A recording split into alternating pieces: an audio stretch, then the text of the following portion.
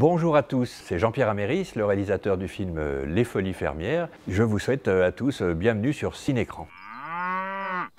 Je vais procéder à la vente de tous vos biens. Je vous laisse encore 2 mois. 6, 2, 4. 2. Tout démarre en janvier 2018, je suis à Marseille au montage d'un film pour la télévision, Illettré, et je regarde beaucoup la télévision, moi. Et je regarde les actualités régionales et je tombe sur un reportage sur ce jeune agriculteur, David Comet, 35 ans, qui, pour échapper à la faillite de sa ferme en 2015, y a créé un cabaret. Et on peut vraiment parler d'un coup de foudre pour une histoire. J'ai su immédiatement qu'il y avait quelque chose de merveilleux à raconter dans cette histoire, qu'il y avait un film possible. J'ai appelé la productrice. 3 semaines après, on rencontrait David chez lui, à Garrigues, dans le Tarn, et l'aventure était partie. Qu'est-ce que tu peux faire en 2 mois? Je sais pas. Rien. Tu peux rien faire? Mesdames et messieurs, je vous demande d'accueillir la grande Pony Starlight.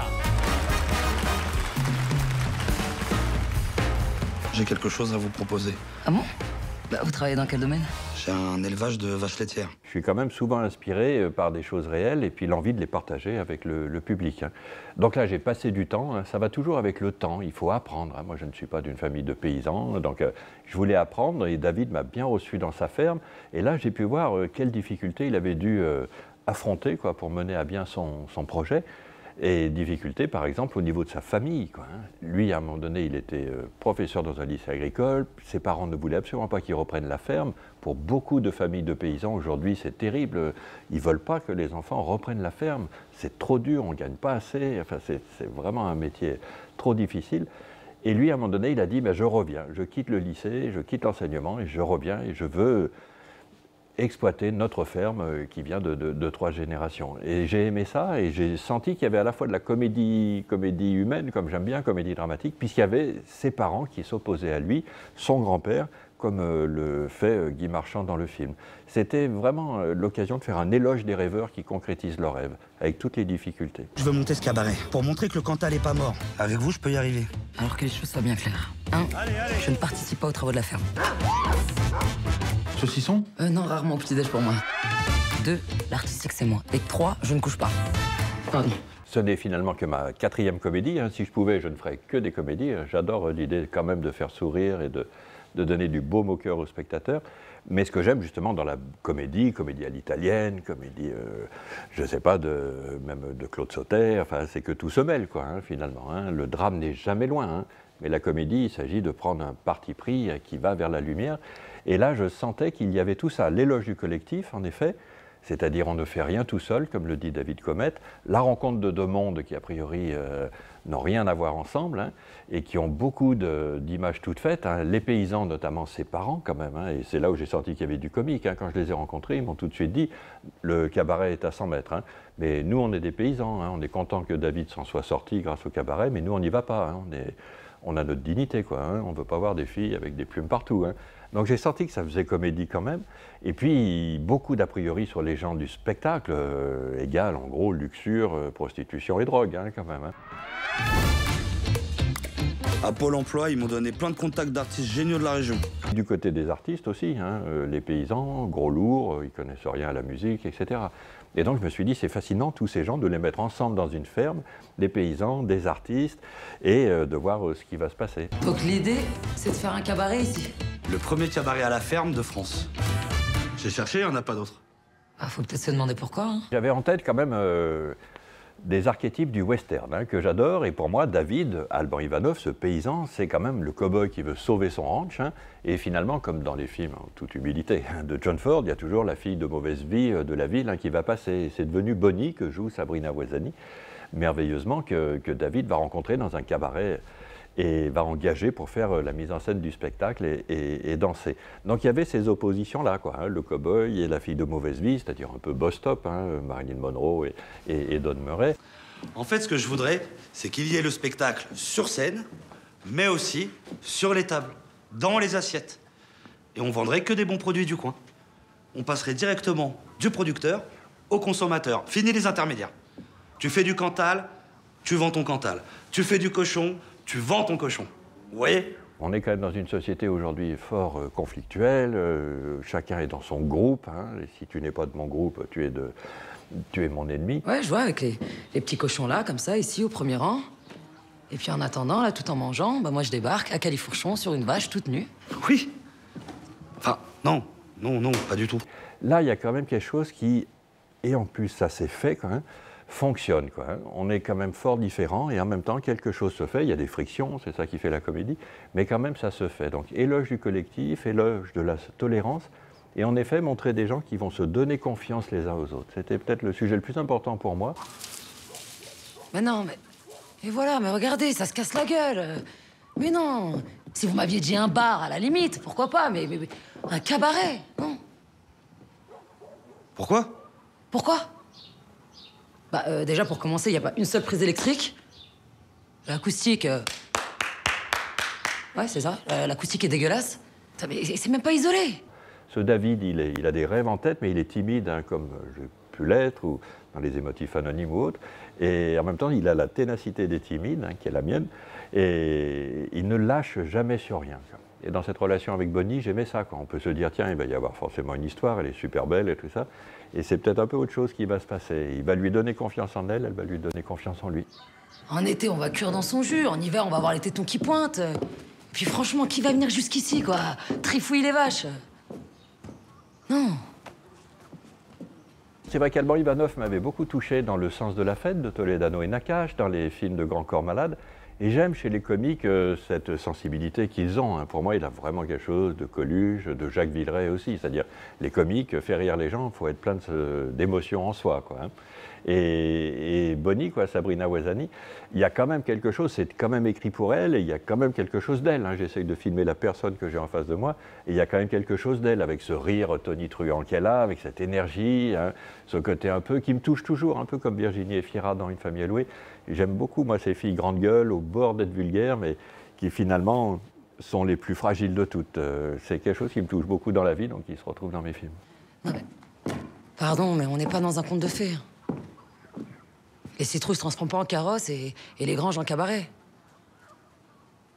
Puis avec moi, vous avez pas tiré le bon numéro. Hein. Si j'avais une bonne étoile, ça se saurait. Bon. On y va?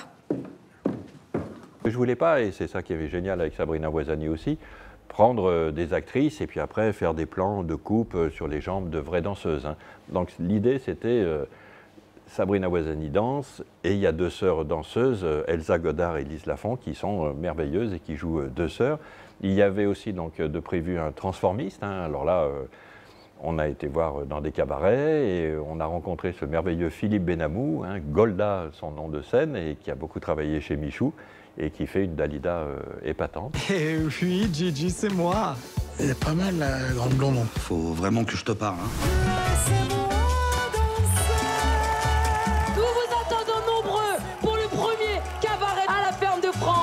On a aussi un mentaliste, hein, à dire la vérité, qui n'est pas un vrai mentaliste. Voilà, Gabor, un Hongrois. Donc voilà, mais il s'agissait qu'il y ait de la fantaisie. Pour moi, c'est le mot le plus important. Hein. Dans cette histoire, c'est la fantaisie contre le désespoir. David Comet, comme tous ces paysans, là, aujourd'hui, il avait toutes les raisons de désespérer. Et puis, à un moment donné, puisque tout est dur, autant faire quelque chose, quoi. Et tout le monde va se moquer de moi, dans le village, même dans ma famille. Et finalement, faisons-le, quoi. Puis voilà, hein, à force d'être dans 3 semaines, 2 semaines, 1 semaine, bah, c'est demain. Je connaissais la peur de ne pas pouvoir le faire. Je découvre la peur de devoir le faire. C'est autre chose. Mais en attendant, bah, je voulais vous dire merci. Merci à tous. Merci à toi. D'être venu et d'être resté. Ça me touche énormément. Et puis un hommage au spectacle quand même. Le spectacle, ce que j'essaye de faire, des films, lui le cabaret. Le spectacle est là pour réunir. C'est quand même le plus important. En effet, encore une fois, dans cette société fort divisée, le spectacle nous rassemble et nous permet quand même de rêver, de laisser à la porte de la salle de cabaret ou du cinéma nos angoisses, nos soucis. Et je voulais aussi remercier la personne qui est à mes côtés et qui m'a aidé à rendre ce rêve réalité. Bonnie. C'est elle la patronne. Donc je la remercie énormément. Mais bon, si vous la voyez, vous lui dites pas parce qu'elle serait capable de mal le prendre. Hein. entre nous. Il faut beaucoup répéter, hein, Sabrina Ouazani, pour 3 numéros de danse, a répété 3 mois avant, hein, les 2 sœurs danseuses aussi. Philippe Benamou, là, qui joue le transformiste, lui avait un numéro de près, mais il a fallu lui aussi qu'il rejoue.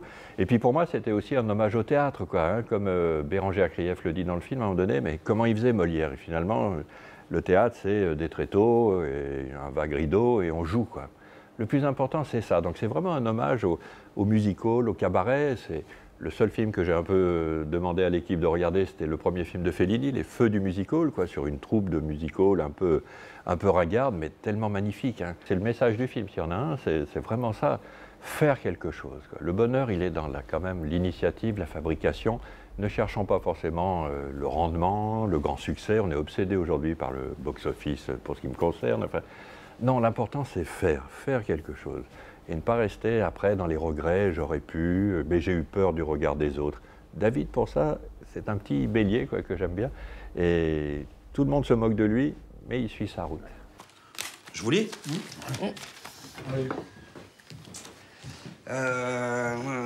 Alors, les Folies Fermières.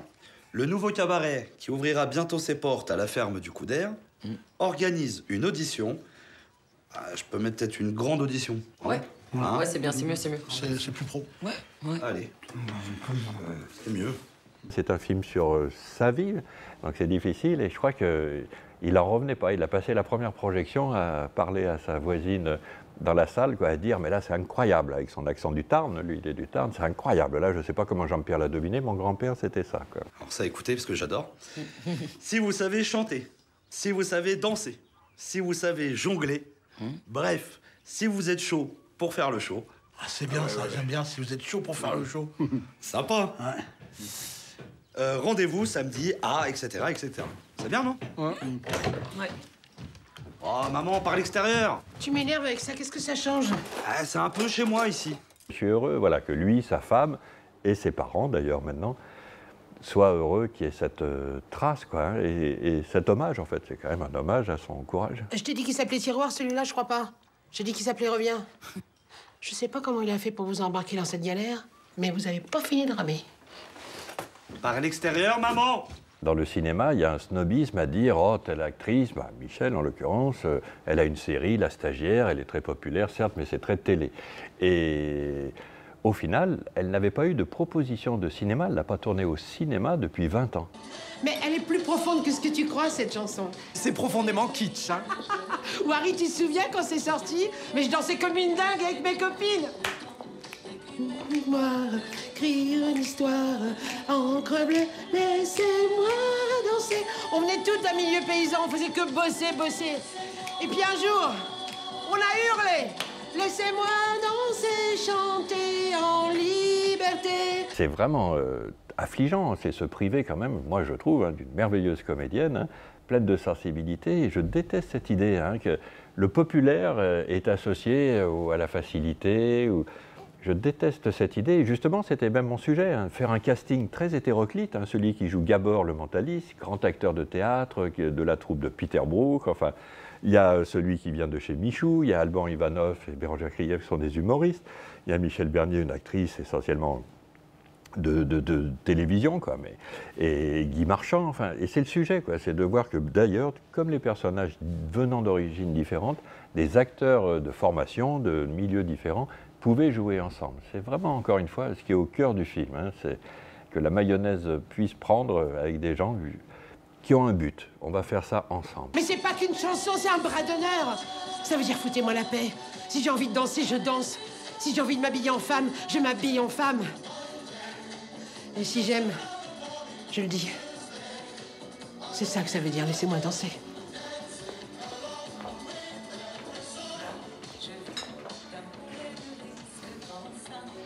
Quelle femme, hein? Je ne suis pas obsédé par l'idée qu'on se dise « Ah, c'est bien un film de Jean-Pierre Améris » ou quoi. Non, moi, ce qui me motive vraiment, hein, d'une certaine façon, hein, c'est quand même ce qui m'est extérieur, mais qui me touche, quoi, hein. En général, les problèmes de communication, moi, hein, les émotifs anonymes, moi j'y suis allé longtemps aux émotifs anonymes, donc je sais ce que c'est, hein, d'avoir été plus que timide. Donc, mais c'est tout de même, voilà, découvrir quelque chose, un fait divers, un livre, là, une histoire vraie, et avoir envie de la partager. Et puis, sûrement, un point commun à tous mes films, montrer des gens qui bataillent, hein, qui luttent contre l'adversité, mais qui vont quand même vers une lumière, quoi, vers une réussite. Pas forcément le total happy end, mais quand même vers quelque chose qui élève. J'envoie ça aux petites annonces de la montagne et de l'Union du Cantal. Et je fais aussi des petites affichettes pour mettre chez les commerçants. Allez. Allez, ceinture et bretelles, on est bon. Des fois, je me dis, voilà, je viens de passer 60 ans, et je me dis, mais quand même, je n'aurais fait dans ma vie que penser au cinéma, essayer de faire des films, avoir du plaisir à en voir, lire sur le cinéma. Voilà, ça aurait été la passion de ma vie. Mais ça m'a beaucoup aidé quand même, hein, d'avoir cette passion toujours renouvelée. Hein. Je me dis pas, bon, bah, ça va, j'ai fait un certain nombre de films, je sais faire. Hein, pas du tout, quoi. À chaque fois, à chaque film, c'est ça qui est passionnant. On découvre comment faire celui-là, quoi, hein, selon quel chemin. Et je sais une chose, quoi, en vieillissant, c'est que le bonheur, il est dans la fabrication. Je suis content si des spectateurs, une fois le film fini, me disent on a ri ou on a été ému. Mais mon bonheur, à moi, il est quand même dans le fait de faire, mais comme David avec son cabaret, quoi. Enfin, ce qui nous tient dans la vie, c'est faire quelque chose, quoi. Encore une fois, sans penser à l'aboutissement, au succès ou à quoi que ce soit. Le grand bonheur, il est dans le tournage. C'est pour ça que j'ai toujours besoin, en effet, d'en refaire, quoi, parce que c'est quand même mon grand bonheur, moi, il est dans la fabrication. Ah, David, voilà. Et puis, je suis fier de toi. Ah, m'engueule pas. Mais je t'engueule pas, je te dis ce que je pense. Est-ce que vous êtes chaud pour le show? Allez jusqu'au bout du rail. C'est le grand conseil que donnaient des cinéastes qui sont des maîtres pour moi, hein, Claude Chabrol ou François Truffaut, de jamais se retrouver à la sortie d'un film sans rien derrière. Parce que le film soit un succès ou un échec, c'est la dépression assurée. Vous avez l'impression de redescendre en bas de l'Himalaya. Donc en effet, il faut toujours écrire 2, 3 scénarios en même temps, parce que déjà il y a des films, moi, des scénarios que je n'arrive pas à réaliser, quoi, parce qu'on ne trouve pas l'argent. Donc si voilà, je passe autant de temps sur des films sans les faire, je resterai sans tourner 5, 6 ans, 7 ans. Hein, et ce qui, moi, me manquerait vraiment. Hein. Donc voilà, il faut toujours avoir 2, 3 films en développement, à des stades différents. Là, par exemple, je sais ce que j'espère faire après, mais voilà, ça n'est pas financé encore.